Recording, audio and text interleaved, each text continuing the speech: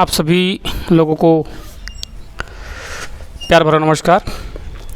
मैं उम्मीद करता हूँ कि आप लोग बहुत अच्छे होंगे। चलिए, अब आप लोगों का बहुत सी रंगारंग त्यौहार ख़त्म हो चुके हैं, तो अब हम चलेंगे पढ़ाई की तरफ, क्योंकि हमारे भारत में ये एक प्रथा बनी चुकी है कि जब तक पढ़ाई होता है और पढ़ाई का समय होता है तब तक उसी बीच में त्योहारों को भी आगमन हो जाती है और सारे बच्चे डिस्टर्ब हो जाते हैं। 9 दिन तो उधर गया, दशहरा ले गया, 6 दिन तो दिवाली ले गई और 5 दिन छठी ले गया। तो इस तरह से हमारे भारत में लगभग बच्चों की जो पढ़ने की क्राइटेरिया है, कहीं न कहीं हमारे धर्म रिलीजिएशन जो हैं वो डिस्टर्ब करते हैं, लेकिन हमारे प्यारे प्यारे बच्चों को समझ में नहीं आता है और उसमें मज़ा लेते हैं। तो कोई बात नहीं है, चलिए अब हम आज पढ़ाएंगे आप लोग को। कोई बच्चा कमेंट किया था हमारे चैनल पे, इतिहास का मेरा चैनल है, लेकिन कोई बच्चा पर्सनल इस पे मांग किया है कि सर थोड़ा सा हमको हिंदी के रस पढ़ा दीजिए और अलंकार पढ़ा दीजिए। तो चलिए, मैं आज आप लोग के बीच में रस और अलंकार व छंद को लेकर के आज आप लोग को इस बीच में उपस्थित हुआ हूँ। मैं उम्मीद करता हूँ कि हमारी वीडियो को मिस ना करिएगा, बहुत मज़ा आने वाला है। और मैं चाहता हूँ कि इस वीडियो को देखने के बाद अच्छा लगेगा तो लाइक करिएगा और आगे कमेंट करके शेयर ज़रूर कर दीजिएगा। तो इससे आपका ये भला होगा कि आने वाले लोगों का सपोर्ट मिलती रहेगी। जिसके पास जो बच्चे गरीब क्वालिटी के हैं, उनको कहीं ना कहीं टीचर के द्वारा पढ़ाई नहीं मिल पा रही है, तो उनको ये थोड़े से सहारा मिल जाएगा। तो चलिए आज हम बात करते हैं रस। रस किसे कहते हैं? सबसे पहले हम बात करेंगे रस। व्हाट दिस इज अ रस? रस किसे कहते हैं?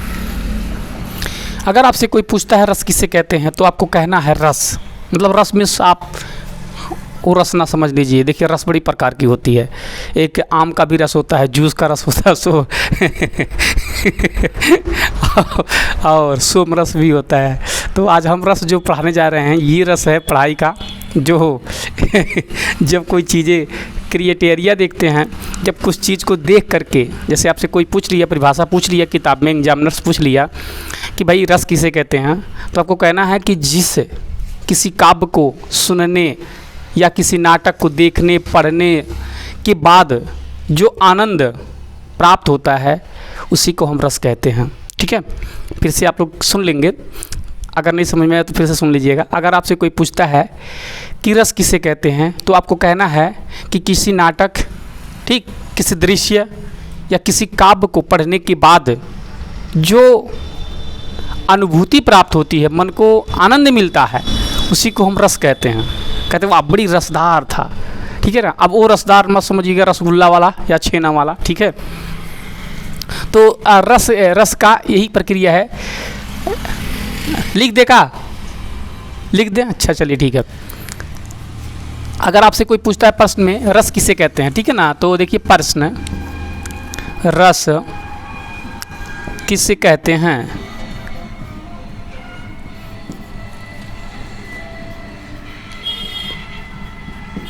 कहते हैं, तो आपको कहना है उत्तर में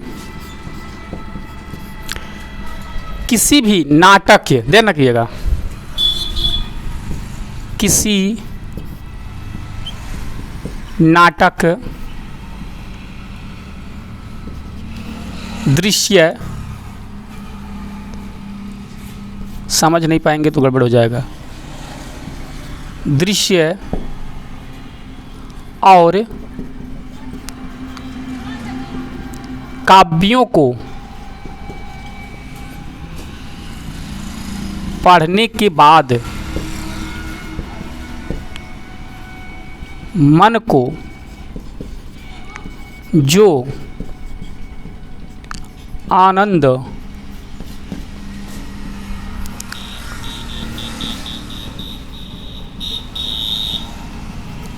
प्राप्त होता है, उसे हम रस कहते हैं। ठीक है। अगर आपसे कोई पूछता है कि रस किसे कहते हैं या क्या है, तो आपको बड़े प्यार से मन को स्थिर करके, दिमाग को ठंडा करके। देखिए कभी भी पढ़ाई करते समय धांधना नहीं चाहिए, क्योंकि पढ़ाई एक ऐसी सेंसिटिव प्रक्रिया होती है, ये जितना जल्दी करेंगे उतना गलत होता है, और जितने आराम मुद्रा से करते हैं उतना ही ज़्यादा बढ़िया होता है, ठीक है ना। तो अगर आपसे कोई पूछता है प्रश्न रस किसे कहते हैं, तो आपको कहना है किसी नाटक, दृश्य और काव्यों को पढ़ने के बाद जो आनंद प्राप्त होता है उसी को हम क्या कहेंगे, रस कहेंगे। अब रस जो होते हैं तमाम प्रकार के होते हैं, ठीक है। अब तमाम प्रकार के बाद में जैसे इसमें आता है अस्थाई, ठीक है ना, अस्थाई भाव, विभाव, अनुभाव, संचारी, है ना। ये 4 प्रकार के और 4 प्रकार के होते हैं। अगर आपसे कोई पूछता है रस क्या है, तो रस का परिभाषा मैंने दे दिया। अब रस कितने प्रकार के होते हैं, ये 4 प्रकार के होते हैं। कितने प्रकार के होते हैं, 4 प्रकार के होते हैं। अब देख लीजिए 4 प्रकार कौन होते हैं। रस 4 प्रकार के होते हैं।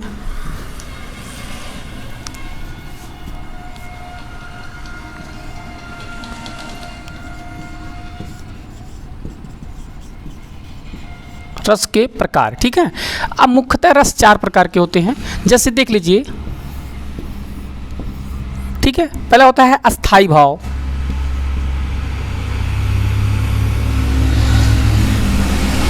अस्थाई भाव।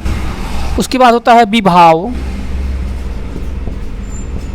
विभाव। उसके बाद होता है अनुभाव।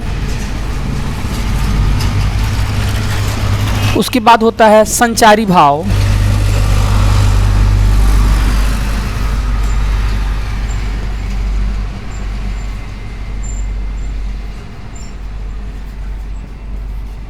संचारी भाव देख लीजिए। अब रस के प्रकार, इसमें देख लीजिए 4 प्रकार के रस माने जाते हैं। मैंने आपको पहले क्लियर कर दिया ऊपर कि अगर आपसे कोई पूछता है कि रस किसे कहते हैं, तो आपको कह देना है कि जिस किसी, बार बार मैं इसलिए रिपीट कर रहा हूँ ताकि कुछ बच्चे हमारे मंद बुद्धि के होते हैं तो उनको समझ में नहीं आता कह क्या रहे हैं सर जी, तो मैं इसीलिए बार बार रिपीट कर दे रहा हूँ कि रस किसे कहते हैं। तो आपको कहना होगा कि जब किसी नाटक या ड्रामा, कोई भी अपने शब्द को लगा सकते हैं, नाटक या ड्रामा एक ही चीज़ होती है।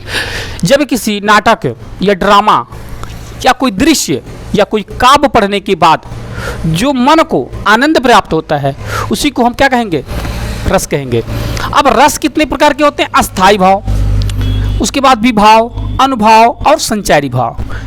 अब अस्थाई भाव में हम चलते हैं तो अस्थाई भाव कहता है कि जो प्रक्रियाएं, ठीक है ना, कह रहा है रस रूप में पुष्टि और परिणाम होने वाला तथा पूरे संपूर्ण प्रसंग को व्याप्त रहने वाला अस्थाई भाव कहलाता है। मतलब पूरे रूप से आपके अंदर जो प्रक्रिया में ऑटोमेटिकली फीड है, कोई इसको डिस्टर्ब नहीं कर सकता है, उसी को हम अस्थाई भाव के नाम से जानते हैं। जो आपके अंदर स्थिर है, जैसे कि आप किसी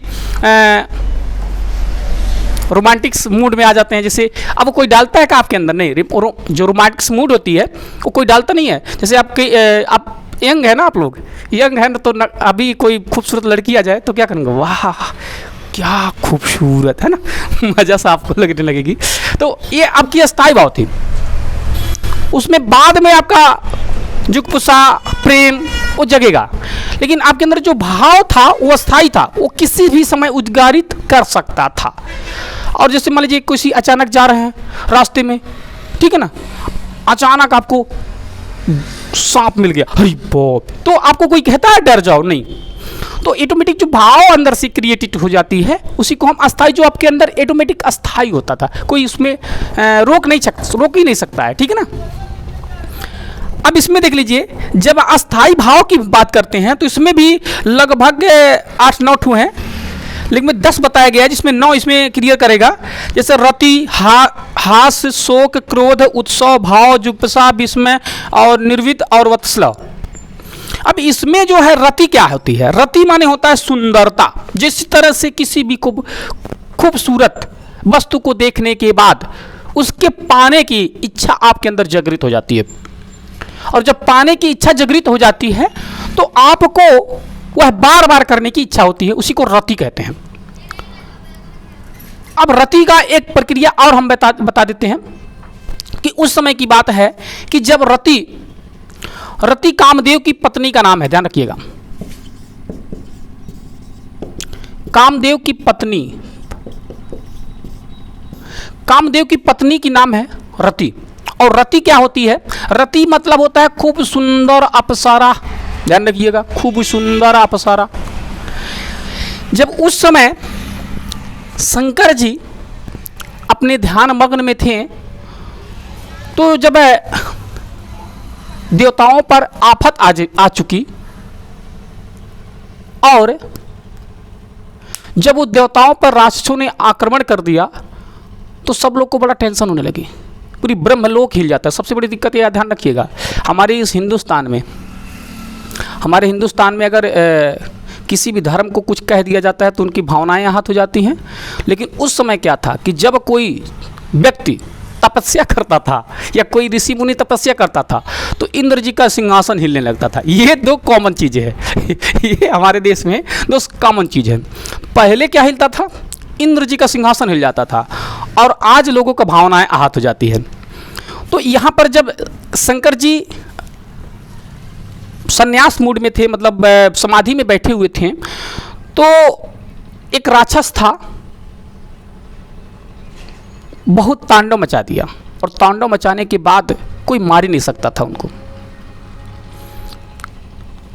और जब वो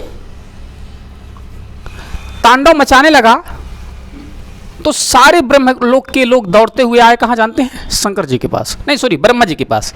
तो ब्रह्मा जी ने राय दिया कि ऐसा करो, देखो ये प्रक्रिया जो सिस्टम है ये मैं नहीं सॉल्व कर सकता हूँ, आप जाओ शंकर जी के पास। और शंकर जी के पास जब जाएंगे तो सॉल्व कर देंगे। और उसमें एक कारण और है कि इस राक्षस को मारने के लिए शंकर जी ही उत्पन्न किए हैं, और शंकर जी ही इसको खत्म करेंगे। तो शंकर जी नहीं खत्म कर पाएंगे तो उनका बेटा करेगा। तब तो देवताओं की और दिमाग साथ व्यस्त में, यार शंकर जी का विवाह नहीं हुआ है और कह रहे हैं कि शंकर जी का बेटा मारेगा, तब तो इसका मतलब राक्षस हम लोग को ख़त्म कर डालेगा।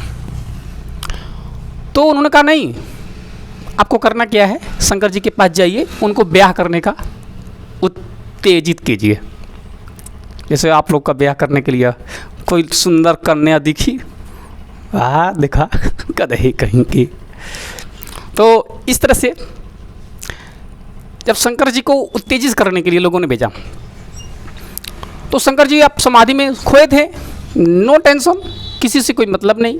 जब नहीं मतलब, तो लोगों ने क्या किया, कामदेव की पत्नी को, रति को भेजे। रति एक सुंदर खूबसूरत कन्या थी, अप्सरा थी। ये बात ध्यान रखिएगा, मैं डिफिनेशन देते जाता हूँ क्योंकि मैं हिस्टोरिकल इतिहास पढ़ाता हूँ ना, तो इतिहास से और हिंदी से दोनों ताल्लुकात रखता है, लेकिन थोड़ा सा अलग हो जाता है। जब स्वर्गलोक की बात होती है तो वहाँ पर भी लड़कियाँ नाचती हैं। स्वर्गलोक में लड़कियाँ नाचती हैं तो अप्सरा कहलाती हैं। अगर वही कोठे पे नाचे तो त्वाइफ कहलाएगी। और अगर यहाँ पर हमारे जो गांव में जो लड़कियाँ नाचती हैं उसको एक है निगाह से तो देखते हैं, लेकिन ऐसा कोई बात नहीं, अपने नज़रिया को सही रखें। मैं यहाँ बात करूँगा तो अप्सरा ने क्या किया, आई और कहा कि जब शंकर भगवान का समाधि टूटेगी तब उनसे बात हो पाएगी, अन्यथा नहीं होगी। और हुआ क्या, कामदेव ने अपने पत्नी को भेजा खूब सुंदर सजा उजा करके, और जा करके शंकर जी जहाँ समाधि लगाए हुए थे वहीं पर नाचने लगी। बहुत नाची, लेकिन शंकर जी टस मस नहीं हुए। ऐसे हमारे ओबीसी समाज भी है, टस मस नहीं करता। कितनी भी जागरूकता की वीडियो दे दिया जाए, कितनी भी ज्ञान की पढ़ाई दे दिया जाए, कितने पेरियार आवे, ललई आवे, बाबा साहब आवे, काशी राम आवे, नो टेंशन, सब लोग मर चुके हैं ठीक है। तो ऐसे लोगों के अंदर जिस तरह से शंकर जी के पास अप्सरा नाच रही थी लेकिन कोई प्रभाव नहीं पड़ा। लास्ट में जब जान गए बहुत ही अन्याय हो जाएगा, तो जानते हैं क्या हुआ, कामदेव ने खुद क्या किया, आया और कामदेव ने सामने से बाण चला दिया, और काम वासना का बाण चला दिया, उत्तेजित कर दिया, उमंग ला दिया उनके अंदर। और शंकर जी तुरंत उठे और आंख सामने वाला खुला और जलकर भस्म हो गया। तो जो अभी मैं आपको बता रहा था, रति जो था, रति मैं उसी का बात कर रहा था। रति भी होता खूबसूरत कन्या, बहुत ही खूबसूरत, जिसकी वर्णन ही नहीं किया जा सकता है। रति माने होता है महिला। अब देखिए यहाँ पर, तो हम यहाँ पर जो मैंने आपको चार बताया, अस्थाई भाव में विभाव, अनुभाव, संचारी। तो अब यहाँ से जो होती है, अब इसमें जो है 9 ठू हैं। क्या है? 9 है। चलिए मैं इसको क्लियर कर दे रहा हूं।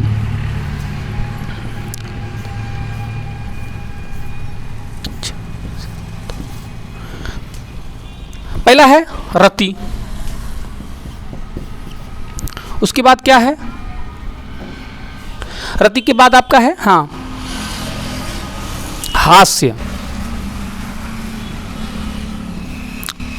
उसके बाद क्या है? शोक, उसके बाद है क्रोध,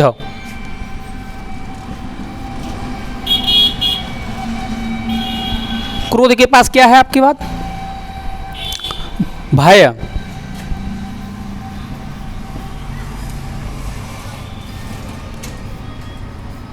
भय के बाद है जुगुप्सा,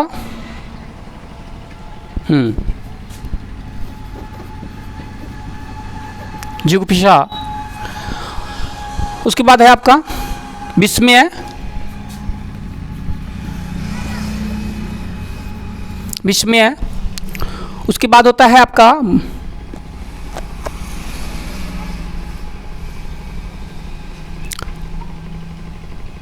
वत्सल,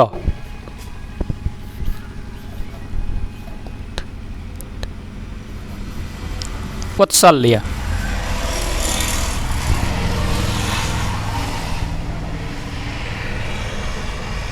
वत्सल्य। हाँ चलिए ठीक है। अब मैं आपको यहां से बता रहा था रति में, तो जो रति का क्लियर कर रहा था अभी तक, तो मैंने आपको रति क्लियर कर दिया। अब आता है हास्य। हास्य मीन्स होता है हंसी मजाक। क्या होता है? हंसी मजाक। अब हंसी मजाक की भी एक सीमा होती है, कैरेट एरिया होता है। आप हंसी मजाक कितना भी ना कर डालिए कि पर्दे के अंदर की भी बात को उजागर कर डालिए। हंसी मजाक भी होना चाहिए, एक दायरे में होना चाहिए। अब हास्य जिस चीज को, जिस नाटक, ड्रामा या काव्य को पढ़ने के बाद या किसी की वेशभूषा देखने के बाद जो अनुभव प्राप्त होता है और होठों से प्रदर्शित होता है, उसी को हम हास्य रस कहते हैं। जैसे कि अगर आप किसी खूबसूरत लड़की को देखते हैं तो मंद मुस्कुराहट आती है, वो प्रेम की हंसी है। और कोई धड़ाम दे गिर गया ठट्ठा के हंसते हैं, तो मजाकिया हंसी है। या किसी तरह से जब कभी, एक बार की बात है, मैं घटना से क्लियर करूंगा। जब अयोध्या कांड में पढ़ाया जाता है, अयोध्या कांड में जब राम जी का विवाह हो रहा था, क्या कह रहे हो? देखो भाई, मैं मानता हूं तो कुछ नहीं हूं, लेकिन मैं टीचर हूं, पढ़ाना पड़ेगा मुझे। मैं पढ़ाना मानता हूं तो कुछ नहीं हूं, लेकिन पढ़ाना पड़ता है मुझे, टीचर हूं मैं ना। क्या मानना भी चाहिए? अच्छा देखो, ये बात ध्यान रखो, मानने में कोई हर्ज नहीं है। इतिहास के मुताबिक एक दो चीज़ साक्ष्य होती है यहाँ पर। एक इतिहास होता है और एक मिथक होता है। तो कुछ चीज़ें हमारे देश में मिथक भी चलती हैं। तो मिथक उस प्रक्रिया को कहते हैं जिसमें ना तो उसको नकारा जा सकता है और ना ही उसको एक्सेप्ट किया जाता है। तो शिक्षित जो आदमी होता है, समझदार जो होता है, वो मिथक को छोड़ दिया। जैसे आपको भूख लग गई तो आप दोनों हाथ से खाएंगे क्या? नहीं ना, एक ही हाथ से खाएंगे। या मान लीजिए आपके पास कोई खाना आ गया या फल ले लीजिए, तो आप फल को क्या करेंगे?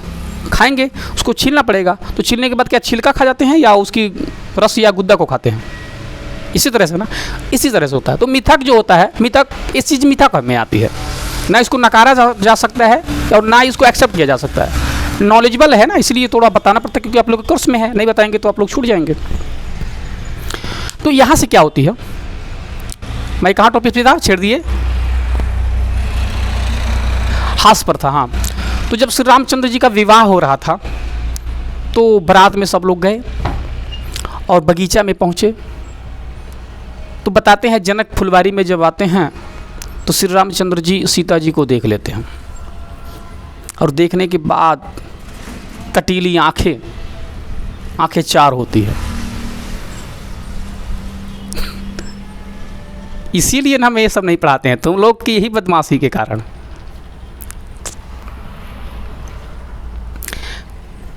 तो जब यहाँ पर रामचंद्र जी देखते हैं तो सीता जी की नज़र मिलती है और दोनों में प्रेम हो जाता है। पहले फुलवारी में प्रेम होता है, बाद में जाकर धनुष टूटता है। चलिए प्रक्रिया समाप्त हो गया। जब चारों लोगों का विवाह होता है, चारों भाइयों का जब विवाह होता है, तो वहाँ पर खाना खाने की बात होती है। जब खाना खाने लगते हैं तो हनुमान जी भी खाना खाए बैठते हैं और सभी मंडल बैठा होती है खाना खाने के लिए। और जब खाना खाने के लिए बैठी होती है तो क्या होता है, एक घटना घटता है। तो कटहल की सब्ज़ी बनी होती है। तो जब हनुमान जी दबाते हैं ना, तो उसका बियवा जो होता है छटक जाता है। तो सब लोग फिराक में बैठे होते हैं, कैसे खाया जाए, पहले कौन खाएगा। तो सब बंदर ये सोचते हैं कि जब हनुमान जी खाएंगे तभी हम लोग खाएंगे। तो हनुमान जी की सिस्टम था कि मतलब पहले हनुमान जी अगुआ करेंगे तभी हम खाएंगे। तो हनुमान जी सोचे कि यार अच्छा देख लें क्या क्या बना है। तो वो टेस्ट कर रहे थे, जांच कर रहे थे, है ना। तो जब दबाएं तो दब नहीं रहा था, दबाए दबे नहीं खाए। तो उसने कहा आलू को दबाए तो दब गया और सब चीज़ को दबाए दब गया, लेकिन वो दबाए तो दबा ही नहीं। जब नहीं दबा ना तो उन्होंने इसे उठाया, कहा ये काहे दब नहीं रहा, तब तक छटक गया ऊपर। और जब छटका तब तो सोचिए अब क्या होगा, अब तो गड़बड़ हो जाएगा। तो हनुमान जी ने क्या किया, सोचे कि अब तो मेरे हाथ से छूट गया है, अब वो ऊपर गया और ऊपर जाएगा तो किसी के थाली पे गिर जाएगा, और जब थाली पे गिर जाएगा तो गड़बड़ हो जाएगा। तो उन्होंने क्या किया कि वो बाहर ना गिरने पाए और वो मुंह लगा करके मुंह तो टप दे रोक दिए, मतलब मुंह खोल करके उस जो कटहल का बीज था उसको टप दे रोक लिए। और जब रोक लिए सारे बंदर देख लिए। अब वो सब के सब क्या किए, उठा के फेंके, गपा गप। अब पूरे बारात में अरफा-तफरी मच गया। तो कहने का मतलब मैं आप लोग को समझा रहा था कि इस चीज़ को देखने के बाद अयोध्या के वासियों ने बहुत हंसा। जो हंसी उत्पन्न हुआ उसी को हम हास रस के नाम से जानते हैं। जिस चीज़ को देखने के बाद हंसी उत्पन्न हो जाती है उसी को हम हास कहते हैं। चलिए शोक हो जाता है। अब शोक क्या होता है, शोक एक ऐसी स्टेज होता है कि हर किसी को इससे गुजरना पड़ता है। जब आप किसी वस्तु को, कीमती वस्तु को खोने का डर होता है। जैसे कि जब लोगों ने समाज में प्यार करना अच्छी बात मानते हैं, प्यार करना गलत नहीं है, लेकिन प्यार को गलत तरीके से करना बहुत गलत है। एक समय की बात है कि जब कोई प्रेमी अपने प्रेमिका से प्यार कर लेता है तो उससे मिलने की बात करता है और मिल जाता है, और संजोग बस सुनाई देता है, मितवा अब हमारा ब्याह हो जाता है ना। लोग बोलते हैं ना। आकर लड़की अचानक आपको सुना दी, अब हम जा रहे हैं, अपना ख्याल रखना, बाय बाय।